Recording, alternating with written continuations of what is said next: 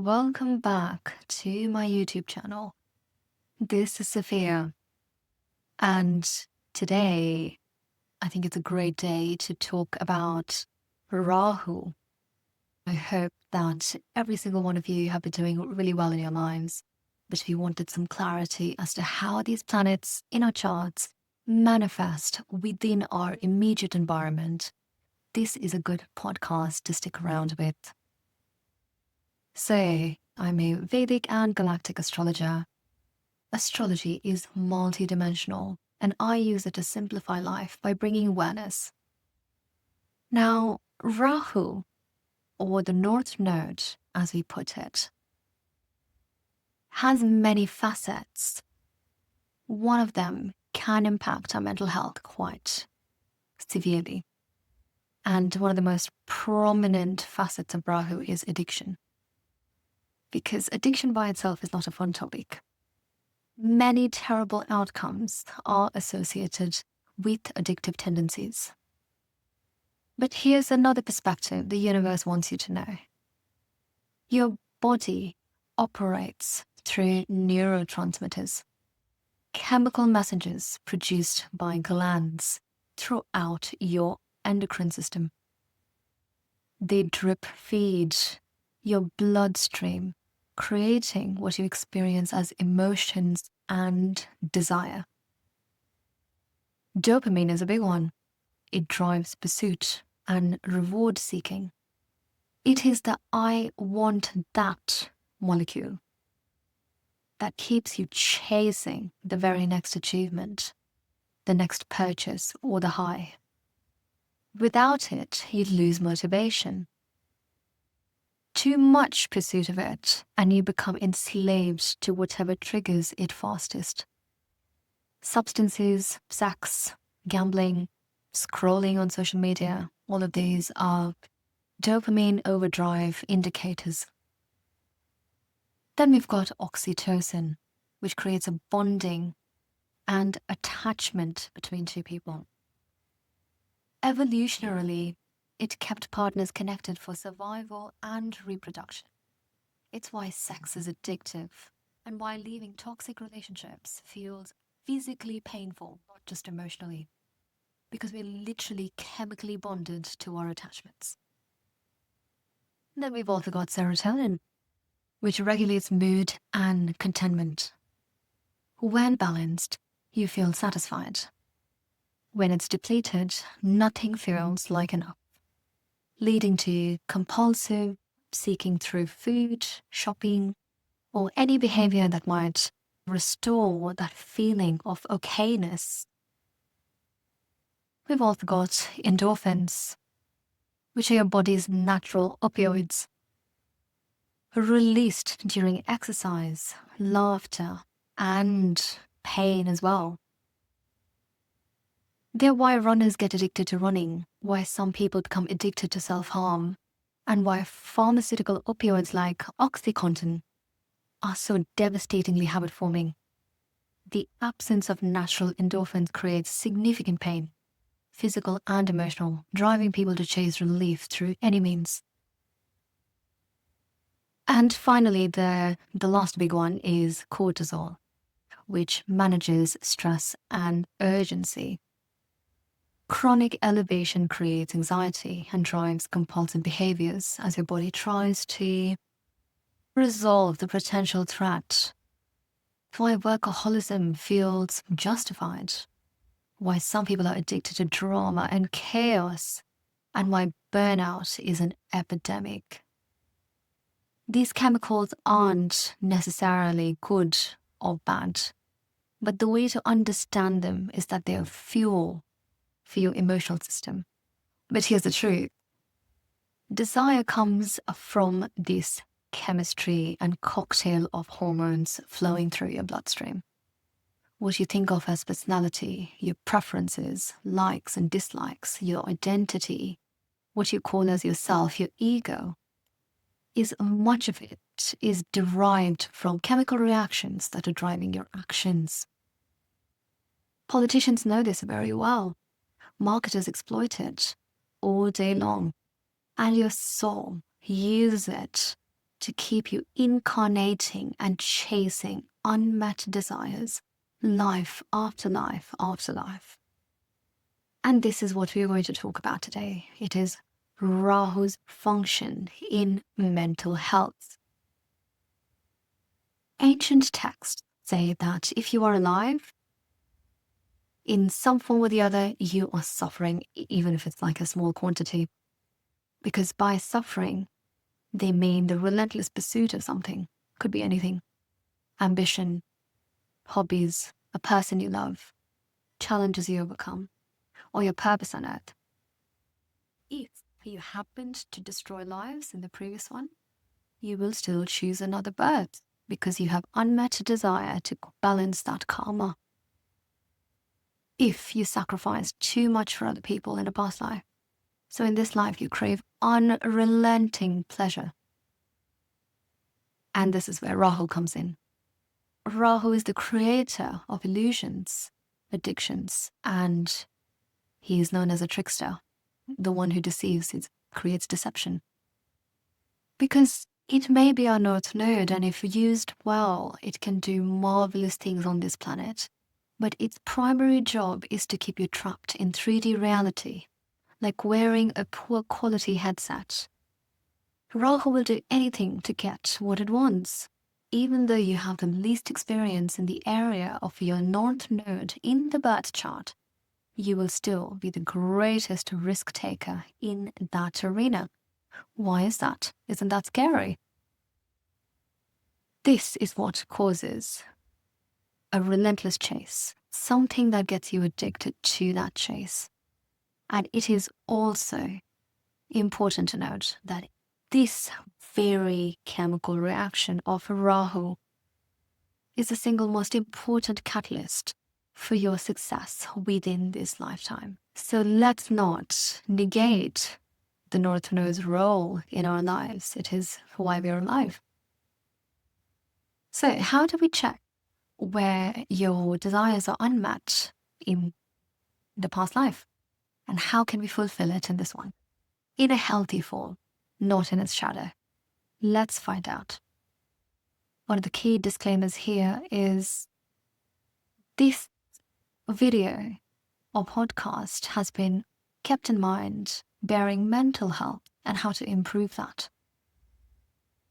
So you may want to look at Rahu in all of the houses, but all of these houses can also serve as sign placements. The first house is generally represented by Aries in the natural zodiac. The 5th is represented by Leo, 12th is represented by Pisces. And, if you're confused about Rahu being placed in the 7th, but also being placed in Sagittarius, you may want to look at 7th house and 9th house and combine and blend the energies together. That will give you a holistic understanding of what Rahu is doing in that particular placement. Let's do Rahu through the houses. We'll go through the shadow and we will find an energetic solution. So Rahu in the first house. What is the shadow? The shadow is obsession with self-image, identity, and wanting to be seen. If not careful, narcissistic tendencies can develop. Constant reinvention is needed because Rahu is a shadow planet and it lacks substance. So we chase validation like it is heroin. You might manipulate your image compulsively, never feeling like your true self is enough. It can lead to body dysmorphia. This person may experience OCD-like compulsions to get themselves right. A lot of people with this placement get plastic surgery or completely risk losing themselves in personas that are not their own. What is the healthy expression of this Rahu? Well, the healthiest expression is authentic self-branding. You want to look towards where your Ketu is. That is where you have mastery, right? That is your authentic self. So once you realize, go within, ask the questions of who you really are, you will find that authentic personal brand. Then you can become a leader through genuine self-expression. inspiring others by owning your story. The idea here is to bridge the gap between Rahu and Ketu. The solution here is daily shadow work with radical honesty. Ask yourself, who am I when no one is watching? Practice being unimpressive, because not everything in the world is impressive. Sometimes living is very boring. The other solution is volunteer anonymously. And there can also be therapy involved, which helps you understand and reduce the confusion of your own identity. Moving on, Rahu in the second house. The shadow here is a craving for wealth, possession, food, and speech that is highly unusual is also seen here. There could be instances of hoarding objects, binge eating, compulsive shopping, and also lying to protect resources. The hunger here never feels satisfied because the second house belongs to our mouths. The more we eat, the more we want. But also it belongs to money. So the more money we have, it only increases the anxiety. Again, we are talking about mental health. The anxiety of losing that money. This can also manifest as food addiction. This can also manifest as materialism that creates debt, or speech patterns that manipulate or deceive. This person may experience an unhealthy relationship with their values that's shaped by family or forces beyond their control. What is the healthy expression? Building sustainable wealth systems. Sustainability is the key word here. It's not about quick fixes. Developing valuable skills that can sustain those wealth systems. Conscious investment into luxury and resource management. So educating yourself would be a very good way to start by improving this Rahu. The solution would be practice generosity regularly. Whatever you're consuming must be given out. So you must also track spending with brutal honesty. If you are prone to stress eating, food journaling would be a good idea to keep track. Therapy again would be great for scarcity mindset, to really nail down how much is truly enough. Rahu in the third house. The shadow here is obsession with communication, social media, skills, and proving yourself. Information addiction is the problem with this Rahu here. It wants to keep consuming more and more and more information while unable to do anything else. This is dopamine overdrive. Because if you're watching 20 or let's say 200 reels in a day, you can't do anything with that information. Your brain is not designed to hold that level of information. So it leads to burnout from endless consumption. There can also be compulsive talking, shallow networking, and endless hustling. You might even gossip compulsively, spread misinformation, or just information that you don't need from watching so much entertainment coming your way. This may be a person with dopamine and cortisol overload, with avoidant tendencies, even ADHD-like symptoms, or split personalities. There can also be drama, just to stay relevant. So social media becomes a drug. The healthy expression of this is content creation with purpose. Are you able to learn something from a short course and then deliver it to somebody else? Take information and pass it on, but with purpose. Purpose is the key word.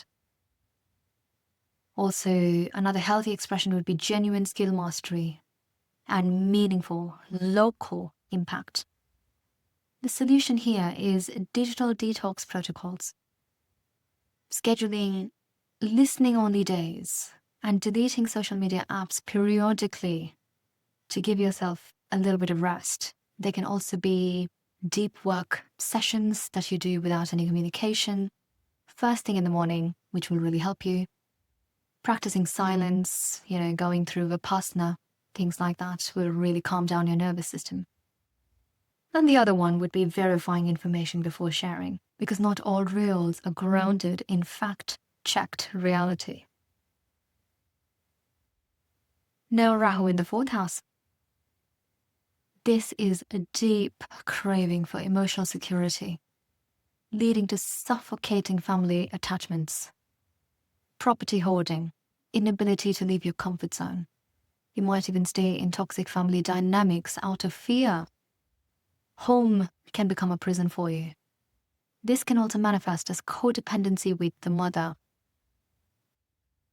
This person may experience an oxytocin overload. This is an anxiously attached personality type. They may want to bond quickly to others, sometimes in detriment to themselves, leaving scope for emotional manipulation. And it can be, again, hoarding of real estate, obsession with emotional expression, or using family obligations to avoid growth. The healthy expression here is creating genuinely nurturing spaces, family healing work that's done together, if at all possible. If you have that sort of relationship with them, you can suggest it. Using real estate as investment, not as something flashy. And interior design as therapy. What is the solution here? Is to establish firm boundaries with family. Therapy for enmeshment patterns is very important. Then we also have practice leaving your comfort zone regularly as well. And when no one's watching, try asking the question in a journal. Where am I hiding? Am I hiding within myself? Am I suppressing emotions? Because over here, the highly impacted party is not necessarily you or your mother or your family. It is your inner child that wasn't seen. So that is the kind of work needed in the 4th house, with Rahu in 4th house.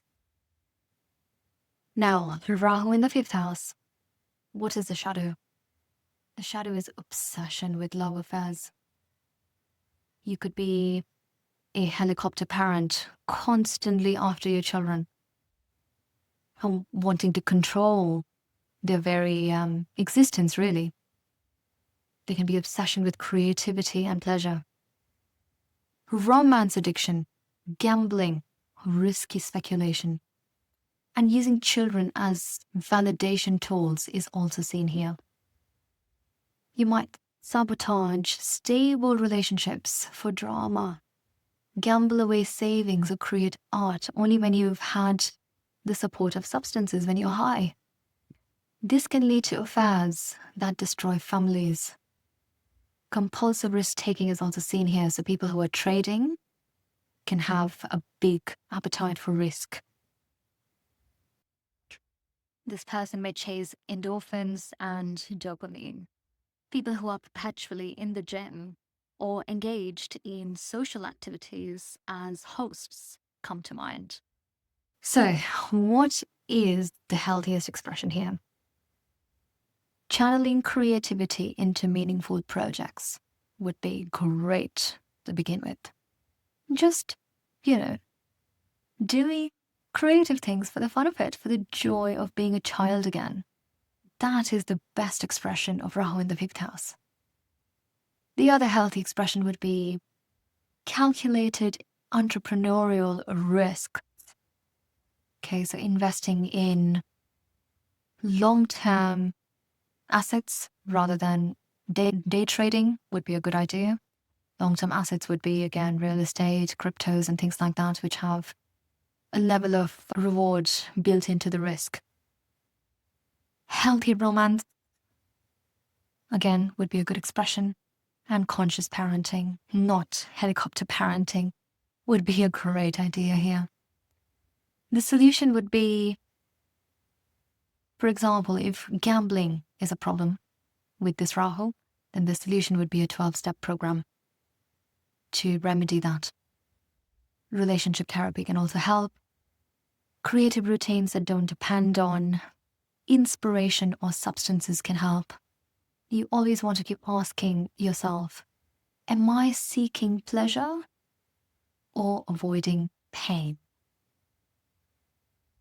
So, Rahu in the 6th house. The shadow fixation here would be on defeating enemies, would be an obsession with getting rid of them. Obviously not in a literal sort of way, although that can happen depending on the chart. But you would probably identify conflict no matter where you go with Rahu in the 6th. This is pure and simple an addiction to cortisol. There could be OCD-like symptoms as well. There could be a lot of control towards your health. So, a person could be a hypochondriac. Then managing routines obsessively can also be seen. Workaholism is another one. And there can be an addiction to conflict. You may pick fights just to feel like, you've accomplished something. And the other shadow of this is, by doing something like this, you create enemies where none exist. So health anxiety becomes an identity, and you can be addicted to chaos and problems. So what is the healthy expression of Rahu in the 6th? Service. Social work. Social work is a really big one, because if you give out all of that chaotic energy towards something positive, then you get 10 times of that back into your life. The other healthy expression would be healthcare. A regular routine, so fitness, lifting weights every day, going for a run every day, and genuine problem solving, rather than see things in a conflicting sort of way. Try to solve problems by making life better. I don't know, develop an app or guide other people to meditation, or find healthy competition rather than aggressive competition. The solution here is a rest.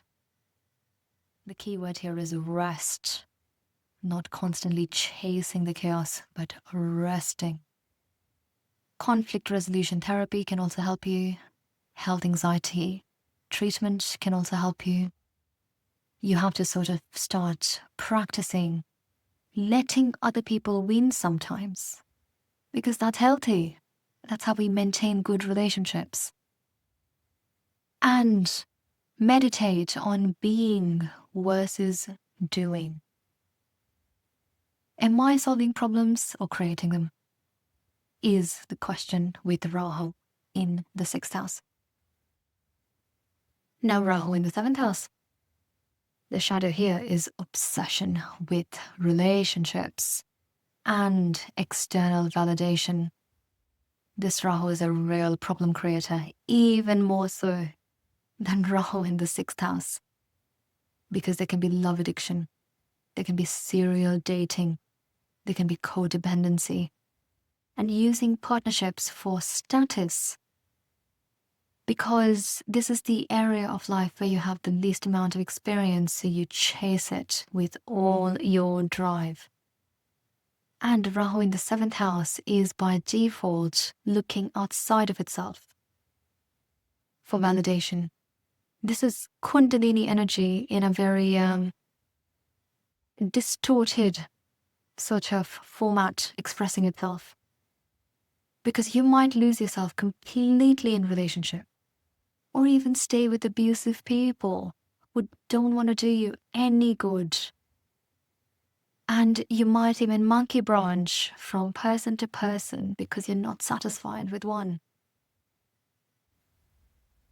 This is oxytocin dependency at its finest.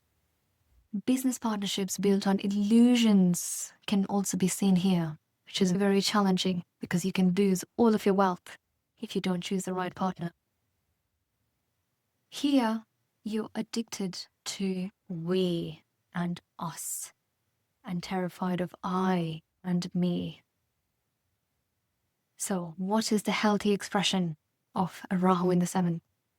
Is a conscious partnership, collaborative business ventures, and consulting, diplomacy work. All of these work really well here. But the most important thing with Rahu in the seventh is recognizing patterns, literally keeping a journal to identify what your patterns are within partnerships and relationships, so you can catch them quickly and then take a step back, calibrate, reevaluate, and then decide for yourself, am I doing the me versus we? Can I do better? The solution here is at least a minimum of 6 months being single between any significant relationship and really identifying your patterns within exactly what happened in the past. There can be therapy for codependency that might help. Self-partnership practices might also help. Can you meet your own needs is the question before you find it in someone else or try to meet it in them. Building financial independence without a partnership agreement for businesses is also a good one. There's a really fantastic book that you can read. It's Facing Love Addiction by Pia Melody. Over here you can ask, who am I without them? That is the purpose of Rahu in the seventh. Now, Rahu in the 8th house. The shadow here is craving for transformation. Because in the past life, things were so dull and boring. In this life, we want to experience the opposite. You may even have taboo experiences with sexuality, power, and occult knowledge. In its shadow, there can also be sex addiction, power struggles, and obsession with death or trauma. You might also see financial manipulation, occult practices like Tantra, that honestly, if not understood or done well, can massively destabilize your mental health.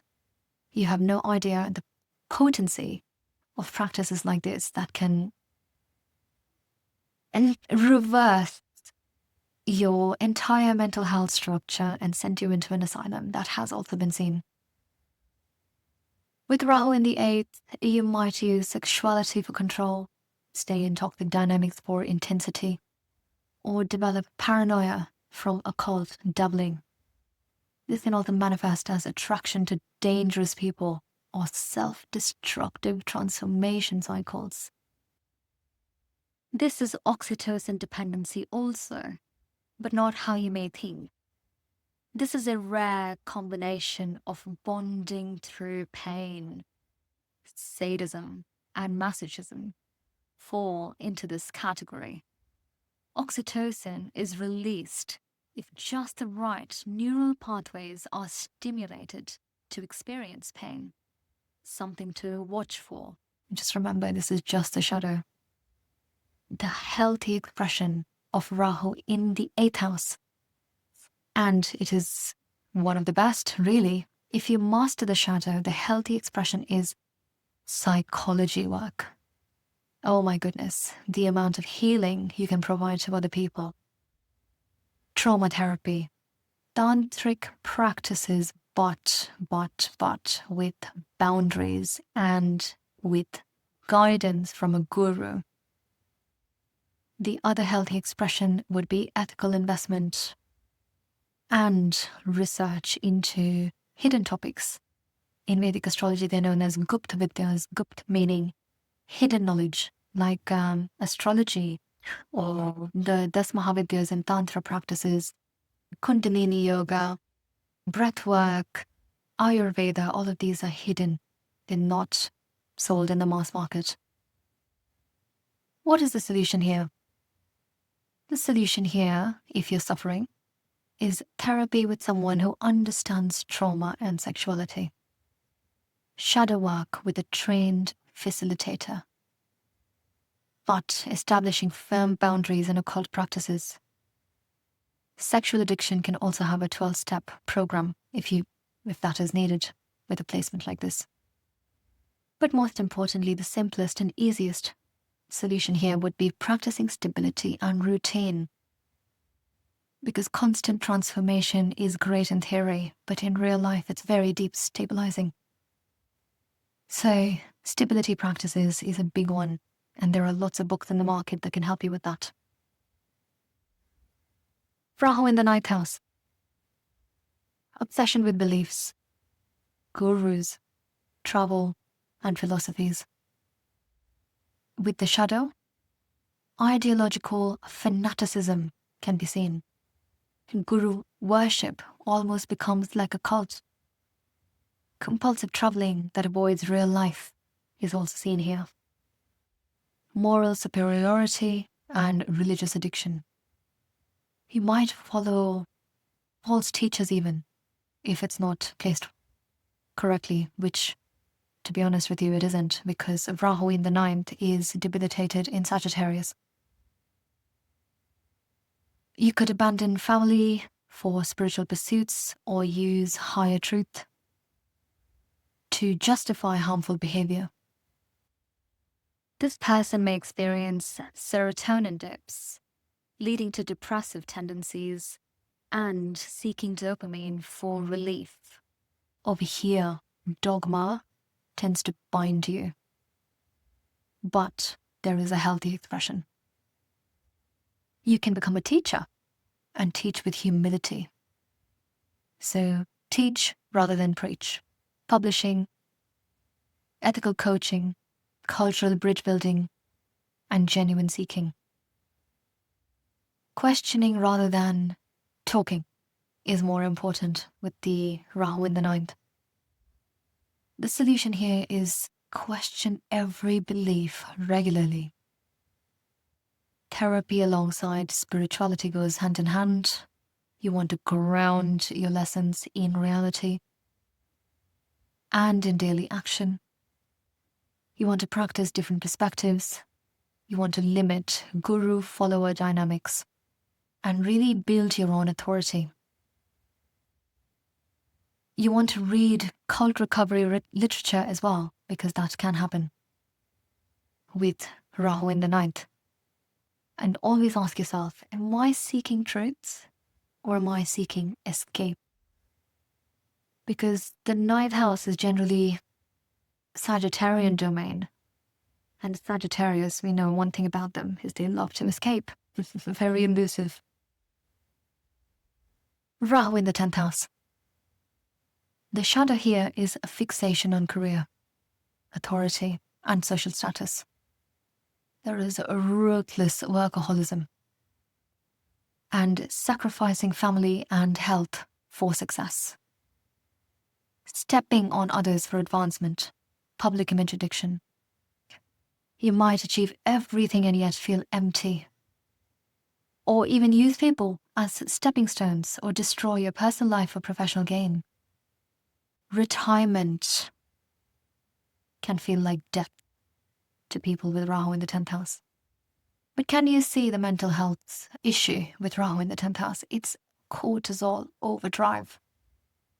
Actually, and more accurately, it's a dopamine and cortisol overdrive. A lot of dismissive avoidance have Rahu in the 10th house. Because dopamine will give you quick wins and he will keep chasing the next goal. Okay, I've finished this project, I'm going to go to another one. And cortisol will keep driving you. So in Vedic astrology it is said, whoever has Rahu in the 10th has their world at their feet. Because for material abundance, this is one of the best placements you can ever have.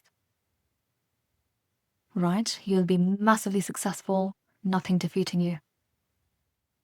But for personal life, this is a very damaging placement. So what is the healthy expression of Rahu in the 10th? Healthiest expression is ethical leadership. but also building meaningful legacy, not constantly chasing the next goal, rather involving your loved ones in the goal-seeking activity. For example, if you have this legacy you're wanting to build, why can't your family be part of it? Then they will feel involved. Because one of the other shadows of this placement is 95% attention on work, 5% attention on personal life. The other healthy expression can be industry innovation that serves others. So the solution here is boundaries with work. That is a big one. And when you have family time, use it as sacred. No exceptions. There can also be therapy for achievement addiction. That can also help you. You can even mentor other people of how to achieve, because, you would be a master at it. Practice defining success beyond titles. Ask yourself, what am I sacrificing for this? What is all this achievement for? All right, Rahu in the 11th house. This is obsession with literally everything, because Rahu is the natural ruler of the 11th house sign, which is Aquarius. So it is very powerful in the 11th house. One of the shadows here is obsession with networks, friends, social causes, and large-scale gains.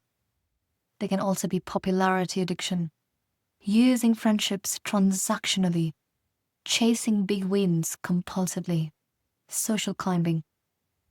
You might call acquaintances as best friends, or join causes for status, or sell out your values for collective acceptance. That is also seen here. The network becomes more important than genuine connection, which can be a problem with Rahu. This person may be a fearful, avoidant personality type. This is also high cortisol and dopamine. What is the healthy expression? If someone is integrated emotionally, socially well, then community building with integrity will become one of the biggest social graces here. Because again, this is Rahu's natural house, Aquarius. It's not here to destroy, it's actually here to build meaningful things, and that is by serving humanity. So social entrepreneurship, collaborative abundance, and genuine activism will really see this person in massive forms of success. The solution is quality over quantity in friendships. Practice saying no to every offer when it comes to networking. You need to audit your friendships like you're auditing your taxes. Because ultimately these friendships don't know your personal struggles. Because Rahu in the 11th causes a lot of personal struggle as well. Keeps you chasing so aggressively that you don't understand when to stop. Because over here, what a person needs and for a solution is therapy. For belonging wounds, because this person will have a lot of abandonment wounds as well. And another solution is giving things to people without expecting anything in return. Now, finally, Rahu in the 12th house. The shadow here is craving for escape. Spirituality, isolation, and altered states of mind. This is the essence of mental health problems and addictions with Rahu. Is it being placed in the 12th house? If it's not functioning well, there can be substance addiction, spiritual bypassing, victim mentality, fantasy addiction. So, it could prioritize another person's potential over their reality. There can also be compulsive sleeping, or not having a healthy amount of sleep, and voluntary isolation, not wanting to be around people at all. You might use meditation to avoid therapy. You might use drugs to feel spiritual. Or you might hide from life under spiritual justifications. This can manifest in a shadow form as severe dissociation, even sex or porn addiction. And you can completely withdraw from reality. The healthiest expression of Rahu in the 12th is grounded spiritual practices. By grounded, I mean something that has been taught to you by a guru and not something you read in a book or saw in a YouTube video. Grounded, somebody watching over you when you do the practice. Only a guru can do that. The other healthy expression would be artistic expression, retreat facilitation, even prison work. You could donate it to prisons, or if you have a skill, you can teach that to people rehabilitating in prison or asylums even. The other healthy expression would be learning healing modalities and keeping dream journals, because your dreams with Rahu in the 12th would be very potent, as if you're accessing the Akashic records just by sleeping. The solution here is plain and simple sobriety and needing and asking for support with substance abuse when needed. And combining therapy alongside spiritual practices. Like I said, grounded practices. That is important. The 12th house is the most ungrounded house in the entire zodiac, because it belongs to Pisces, belongs to Neptune, it belongs to Jupiter in the 12th. This belongs to other realms, other dimensions that are not 3D reality. So you need something to tether you to this plane. So service work in the physical world will also tether you. Creative expression without substances and practicing that regularly would be very good. And reality testing with trust is another one that can help you, because you might struggle trusting people. You may want to ask yourself with this placement, am I transcending or am I escaping? Because the lines can blur with Rahu in the 12th. So that was Rahu's expression through all 12 houses. So I hope that this podcast was able to give you some insight into how we can improve our mental health, but not just that. It's also how we can not just survive 3D reality, but also thrive in 3D reality. Remember, Rahu is a north node. It's the planet or a shadow planet of ambition. We came here to master this, not get entangled in its shadows. So I hope that this helps you in your daily life, and I will be back with more in the series of planets and how they manifest in our 3D reality. So do stick around, and I'll see you very soon. Bye for now.